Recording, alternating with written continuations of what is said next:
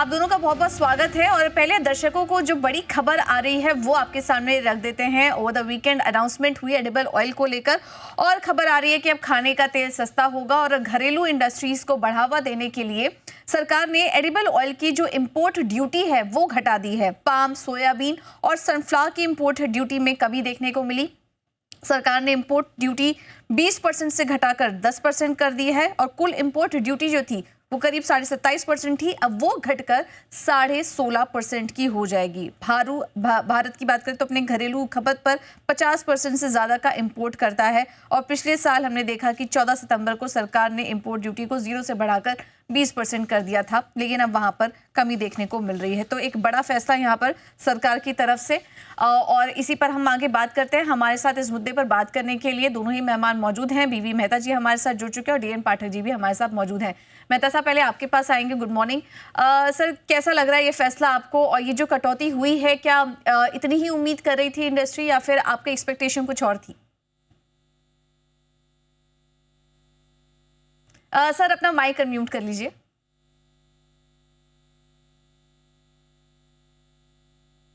नहीं, ये बड़ा अच्छा बोल्ड डिसीजन गवर्नमेंट ने लिया है जी।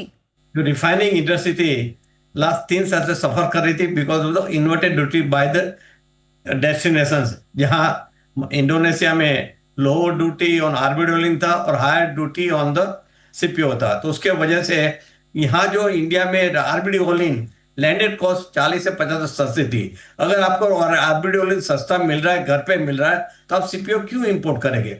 इसकी वजह से पूरी इंडस्ट्री तबाह हो रही थी, रिफाइनिंग इंडस्ट्री, और कैपेसिटी यूटिलाइजेशन भी नीचे जा रहा था, एम्प्लॉयमेंट भी नीचे जा रहा था। और जो हम बात करते हैं आत्मनिर्भरता की, मोदी साहब, वो इसका विपरीत था। तो बार बार रिप्रेजेंट किया था। 1 महीने के पहले हम प्रहलाद जोशी साहब को और पीयूष गोयल साहब को भी मिले थे और उसके साथ में भी रजूआत किए थे कि ये जो हो रहा है इसके वजह से यहाँ की इंडस्ट्री तबाह हो रही।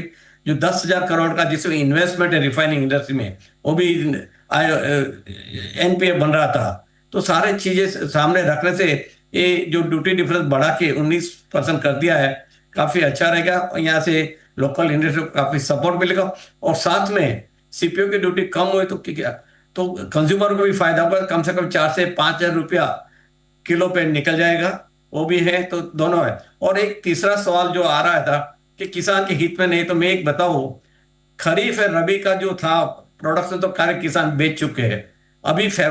अभी अक्टूबर में नई सीजन आएगी, तभी डेफिनेटली किसान को आज एमएसपी बढ़ाए तो सही दाम मिलना चाहिए।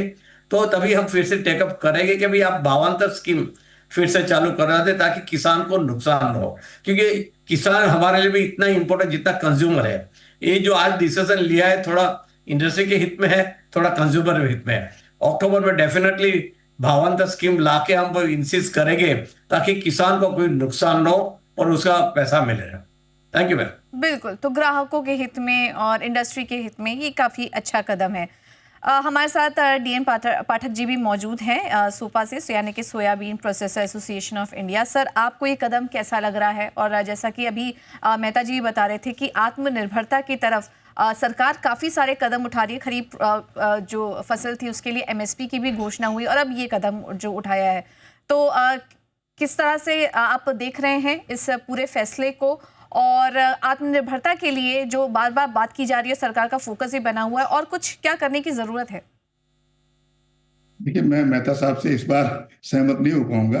इनफैक्ट ये क्या इंपोर्ट लेड आत्मनिर्भरता है क्या, कि पहले ढेर सारा इंपोर्ट करेंगे फिर आत्मनिर्भर बनेंगे? 200 लाख टन से ज्यादा की ऑयल सीड क्रशिंग हिंदुस्तान में होती है, वो आत्मनिर्भरता है। तो हम उस क्रशिंग को आगे दरकिनार रखते हुए इंपोर्ट लेड इंडस्ट्री को एक फायदा पहुंचा रहे हैं।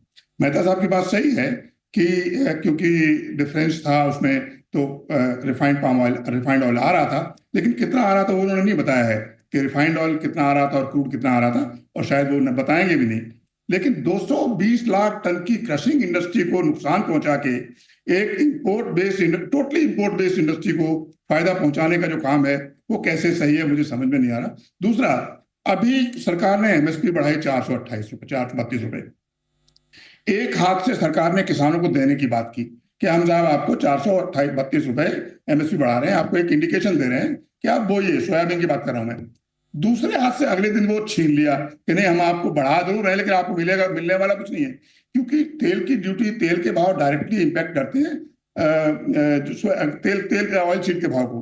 तो ये एक बड़ा ऑक्सीमोरॉनिक है कि एक तरफ एक चीज दे रहे हैं, एक तरफ ले रहे हैं। इंडस्ट्री, जो क्रशिंग इंडस्ट्री, हम लोकल क्रशिंग को बढ़ावा बिल्कुल नहीं दे रहे हैं। जो भी लोग इस तरह की डिमांड कर रहे हैं कि आप इंपोर्ट बेस्ड इंडस्ट्री को फायदा पहुंचाइए, उनको लोकल इंडस्ट्री का ध्यान भी थोड़ा रखना चाहिए। मुझे लगता है 100 लाख टन का जो है मस्टर्ड क्रशिंग है, अभी सोयाबीन की फसल होगी 110-120 लाख टन की। ये क्रशिंग और ये क्रशिंग इंडस्ट्री है, उसका क्या होगा इसके बारे में बात कोई नहीं कर रहा है। जहां तक कंज्यूमर का सवाल है, कोई कंज्यूमर अभी शोर नहीं मचा रहा था। कंज्यूमर दाम बिल्कुल भी ज्यादा नहीं थे। कोई सीपीआई कंज्यूमर प्राइस इंडेक्स नहीं बढ़ा हुआ है, कोई इन्फ्लेशन की वजह नहीं थी। ये सिर्फ इसलिए किया गया है, शायद सरकार ने कुछ डिसीजन लिया है तो पता नहीं क्या समझ के लिया है कि एक पार्टिकुलर इंडस्ट्री जिनको एक बड़ा डिफरेंशियल चाहिए था, उसको फायदा पहुंचाने के लिए काम हुआ है। एटलीस्ट जो क्रशिंग इंडस्ट्री है उसको तो इससे कोई फायदा नहीं होगा और फार्मर्स को फायदा नहीं होगा। और मुझे लगता है सरकार की नीतियां सबको ध्यान में रख के बने तो ज्यादा अच्छी है। एक तबके को फायदा दें और दूसरे तबके को नुकसान पहुंचाएं, वो पॉलिसी शायद बहुत लॉन्ग टर्म में ठीक नहीं है। पार्टिकुलरली नाउ, जबकि सोयाबीन की खरीफ की बुआई अभी शुरू होने वाली है, तो अभी इस वक्त तो ये फैसला बिल्कुल गलत है जहां तक सोपा का सवाल है। तो पाठक सर, मैं आपके पास से आऊंगी। मेहता जी, अगला सवाल मैं आपसे लूंगी सर। तो फिर क्या कुछ करने की जरूरत है, जैसा कि आप कह रहे हैं, क्योंकि आपका व्यू काफी डिफरेंट था और किसान के लिए आप कह रहे हैं कि बहुत अच्छा, मतलब उनके फेवर में ये कोई बहुत बड़ा कदम नहीं है। तो और क्या मांगे आपकी और क्या कुछ सरकार को करने की जरूरत है यहाँ पर? पहले जो पाठक साहब ने क्वेश्चन किया था पाम ऑयल के इंपोर्ट का, रिफाइंड का, तो मैं बता दूं 5 साल पहले जो 6% आरबीडी ओलिन आ रहा था, लास्ट 6 महीने में 27% हो गया। 1/3 आरबीडी ओलिन आ रहा है। उसके वजह से यह है कि कैपेसिटी इतनी नीचे गिर गई है और काफी प्लांट तकलीफ में थे। उसके लिए डिसीजन लिया है।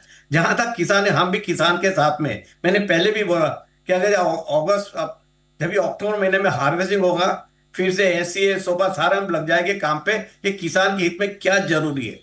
और खास करके एक भावांतर स्कीम जो थी वो काफी अच्छी थी, और भावांतर स्कीम में सोपा भी एडवोकेसी कर रहे हैं, हम भी कर रहे हैं कि वो भावांतर स्कीम फिर से लाए ताकि किसान को कोई तकलीफ न हो। और जो एमएसपी डिक्लेयर किए, एमएसपी मस्ट बी डिफेंड, मैं पूरे पाठक से सहमत हूं कि भाई किसान को पहला, हमारा पहला किसान है, बाद में इंपोर्ट है। तो किसान का ध्यान रखना खूब जरूरी है।